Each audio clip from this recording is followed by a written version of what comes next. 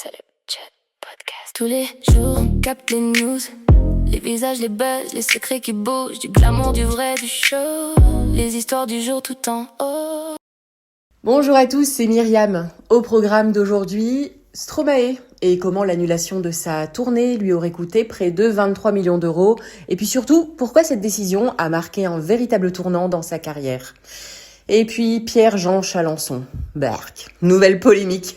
Après des propos très virulents visant plusieurs personnalités politiques et leurs proches. Et enfin, Matthew Perry, son ancien assistant, vient d'être condamné dans l'affaire de l'overdose qui a coûté la vie à la star de Friends.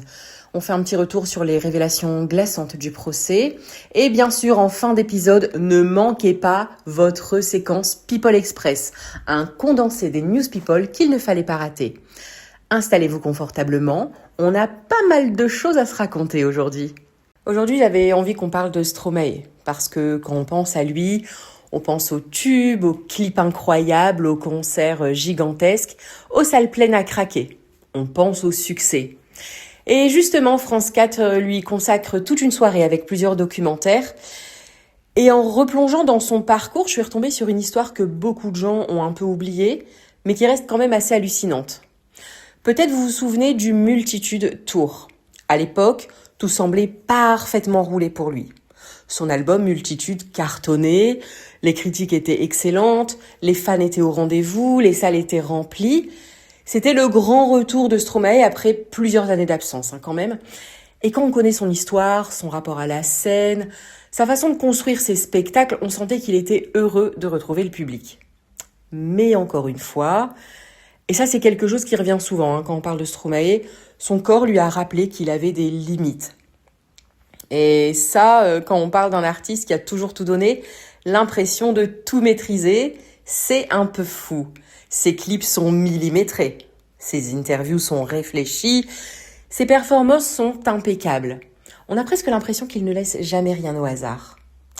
Et pourtant, on découvre que derrière cette image ultra maîtrisée, il y a quelqu'un qui se bat depuis des années avec sa santé.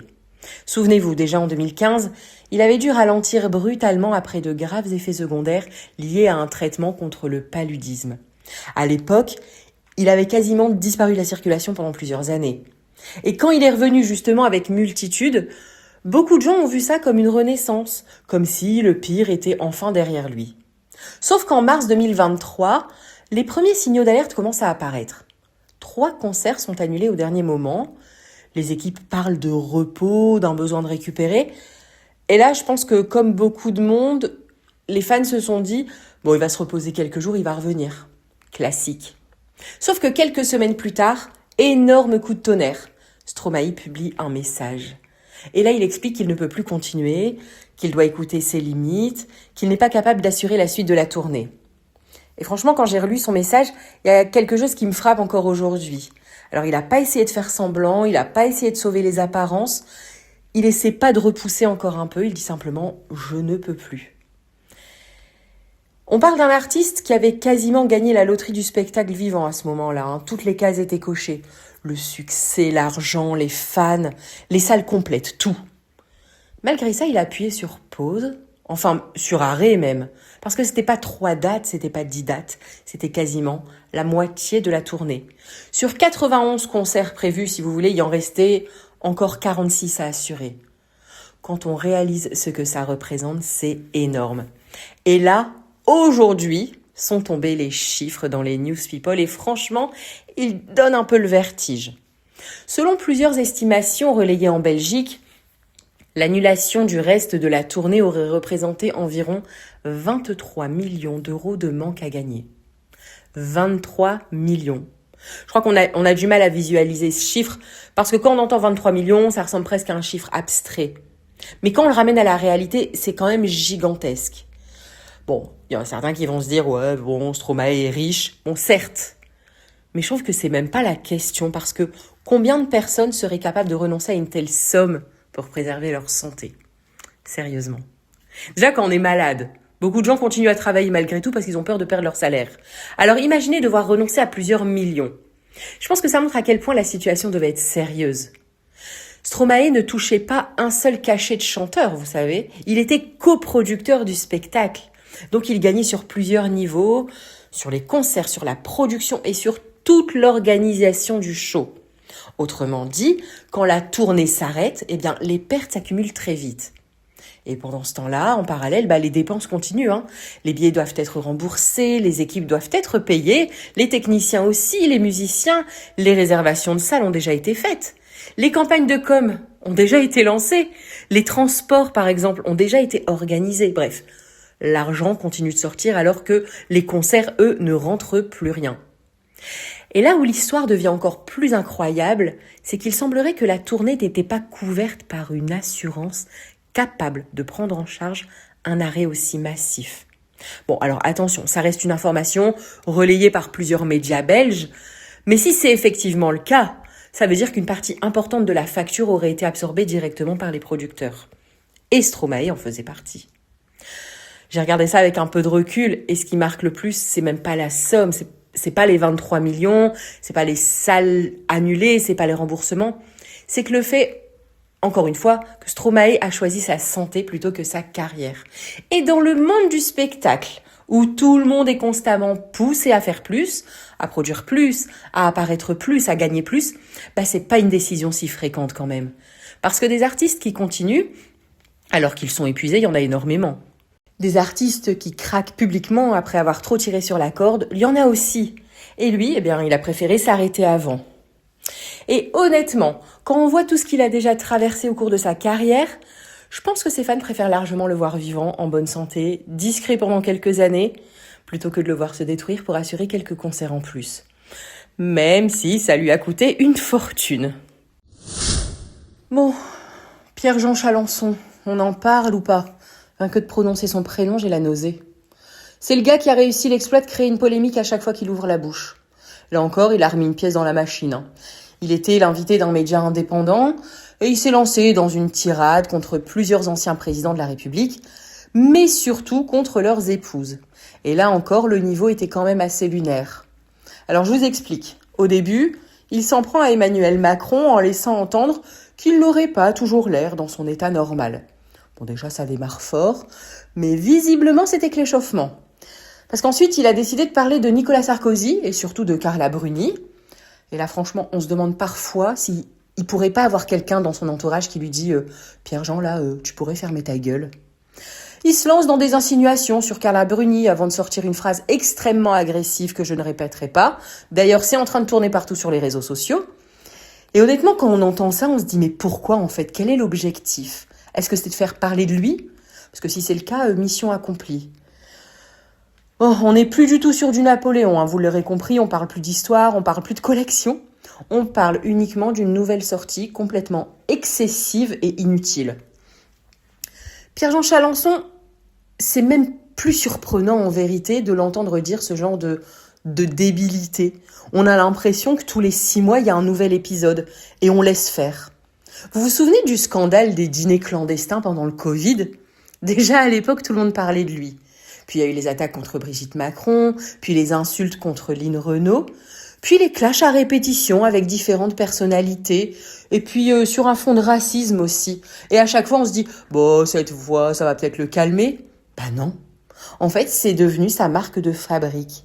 Et le problème, c'est qu'à force, on ne parle plus du personnage public ou du collectionneur passionné qu'il était à ses débuts, on parle uniquement des dérapages. D'ailleurs, c'est pas un hasard si les portes de la télévision se sont progressivement refermées devant lui. On se souvient qu'il avait été écarté d'Affaires conclues, alors que c'est clairement l'émission qu'il avait fait connaître au grand public. Et puis ensuite, plusieurs collaborations ont tourné court. Même lorsqu'il est passé chez Cyril Hanouna, ça s'est souvent terminé dans la tension. Et plusieurs projets télé, dont son nom avait circulé, n'ont finalement jamais vu le jour. Bon, tant mieux pour nous, Parce qu'à un moment, les chaînes ont aussi une image à protéger. Et là, quand on regarde cette nouvelle séquence, on comprend pourquoi certaines productions hésitent à l'inviter. Le plus étonnant, c'est qu'il semble toujours surpris des réactions derrière. Alors que franchement, quand on tient ce genre de propos face caméra en 2026, on sait très bien que ça va faire le tour des réseaux dans l'heure qui suit. Bon, quoi qu'il en soit, pour l'instant, ni Nicolas Sarkozy ni Carla Bruni n'ont réagi publiquement, mais vu l'ampleur que prend cette séquence, je serais quand même étonnée qu'on n'entende plus parler de cette affaire dans les prochains jours. Parce qu'une chose est sûre, Pierre-Jean Chalençon a encore réussi à se retrouver au centre de l'attention. Et encore une fois, pas pour les bonnes raisons. L'affaire Matthew Perry continue de faire froid dans le dos. Souvenez-vous, quand la star de Friends est retrouvée morte dans son jacuzzi en octobre 2023, tout le monde pense d'abord à une tragédie liée à ses problèmes d'addiction, dont il avait parlé ouvertement pendant des années. Mais plus l'enquête avance, plus on découvre une histoire complètement hallucinante. Et aujourd'hui, un nouveau chapitre vient de se refermer avec la condamnation de son assistant personnel, Kenneth Iwamasa. Bon alors déjà, il faut rappeler que Matthew Perry lui faisait confiance depuis des années. C'était pas juste un employé qui passait de temps en temps. C'était quelqu'un de son entourage proche, quelqu'un qui faisait partie de son quotidien. Sauf que, selon les enquêteurs, Kenneth aurait joué un rôle central dans les jours qui ont précédé la mort de l'acteur. D'après les documents du procès, il lui aurait administré plus de 25 injections de kétamine dans les derniers jours de sa vie. Imaginez-vous, 25. Et le jour même de son décès, il lui aurait encore injecté plusieurs doses. Quand on entend ça, on se dit forcément, mais comment une situation pareille a-t-elle pu aller aussi loin ? Parce que ce qui ressort de toute cette affaire, c'est l'impression qu'autour de Matthew Perry, plusieurs personnes ont fini par alimenter sa dépendance au lieu de le protéger. L'acteur aurait même demandé ce qu'il appelait une grosse dose, quelques heures avant sa mort. Alors évidemment, Matthew Perry était un adulte responsable de ses propres choix, mais l'enquête s'est justement intéressée à tous ceux qui ont accepté de lui fournir ou de lui administrer ces substances, encore pire, alors que son état était connu de tous. Face au tribunal, Kenneth Iwamasa a présenté des excuses particulièrement émouvantes. Certes, il a expliqué qu'il regrettait profondément ses actes, qu'il porterait ce remords toute sa vie, mais malgré ses regrets, la justice américaine a estimé que son implication était trop importante pour rester sans conséquence. Résultat, 3 ans et 5 mois de prison, ainsi qu'une amende de $10,000. Et puis, c'est pas le seul à avoir été condamné. Au total, plusieurs personnes ont été reconnues coupables dans ce dossier. On retrouve notamment un ancien producteur hollywoodien, impliqué dans l'approvisionnement en kétamine, mais aussi celle que certains médias américains ont surnommée la reine de la kétamine, accusée d'avoir fourni les flacons à l'origine de l'overdose mortelle. 2 médecins ont également été condamnés. Autrement dit, on n'est plus face à un simple accident isolé. On découvre progressivement tout un système qui gravitait autour de Matthew Perry dans les derniers mois de sa vie. Et c'est peut-être ça qui rend cette histoire encore plus triste. Parce que, souvenez-vous, lorsqu'il avait sorti ses mémoires quelques mois avant sa mort, Matthew Perry semblait justement vouloir tourner la page de ses addictions. Il parlait avec beaucoup d'honnêteté de ses années de dépendance, de ses séjours en cure, de ses rechutes, de ses souffrances physiques et psychologiques. On avait presque l'impression qu'il retrouvait une forme d'équilibre. Et puis, quelques mois plus tard, tout s'est brutalement arrêté. La disparition de Matthew Perry avait bouleversé des millions de fans à travers le monde. Et pour beaucoup, Chandler Bing faisait partie des personnages qui ont accompagné toute une génération. Aujourd'hui encore, cette affaire continue de susciter énormément d'émotions. Parce qu'au-delà de la célébrité, elle rappelle aussi à quel point les addictions peuvent être dévastatrices, même lorsqu'on semble avoir réussi, être entouré et aimé. C'est quand même une histoire tragique qui continue de marquer Hollywood près de 3 ans après sa disparition. Et maintenant, place à notre People Express, un condensé des news people qu'il ne fallait pas rater. Allez, c'est parti, première info, et celle-là, je pense qu'elle va faire réagir beaucoup de monde. C'est terminé entre l'influenceuse Lena Situation et Seb Lafrite.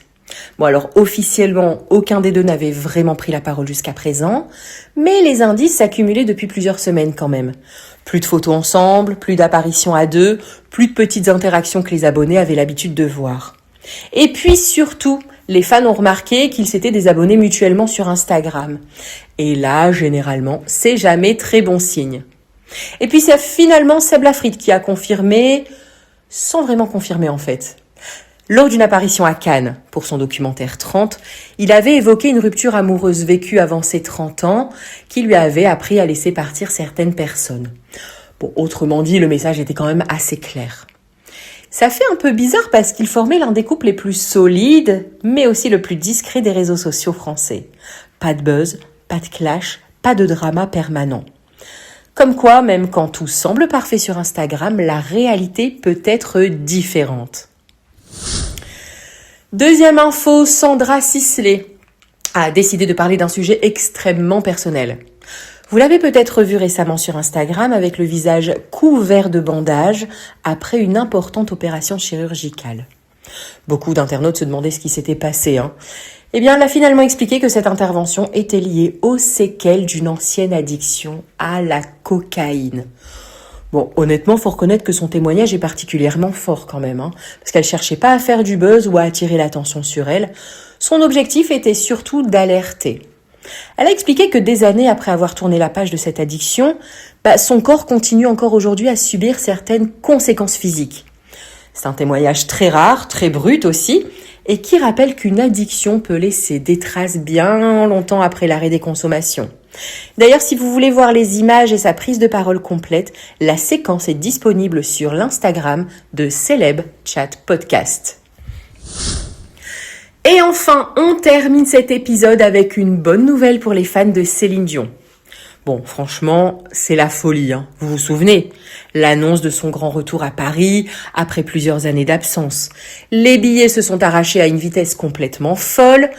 Entre les préventes, les files d'attente virtuelles et les loteries, des milliers de fans sont restés sur le carreau. Eh bien, Céline Dion les a apparemment entendus. Parce que son équipe vient d'annoncer 10 nouvelles dates à Paris, la Défense Arena, pour le mois de mai 2027. Ouais, 10 dates supplémentaires. Ce qui montre à quel point l'attente autour de son retour est énorme.